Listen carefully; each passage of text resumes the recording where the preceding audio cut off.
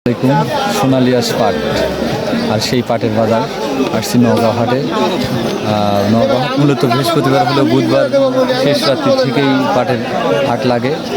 ইনশাল্লাহ পাট চাষ করেছিলাম, সেই পাট বিক্রি করে নওগাঁ হাট থেকে ইলিশ মাছ কিনবো, কিন্তু আজ বুধবার হলো না। হাট আমি দেখাচ্ছি, বলেন দেখেন 4,042 টাকা মন বাজারে পাট বিক্রি হচ্ছে।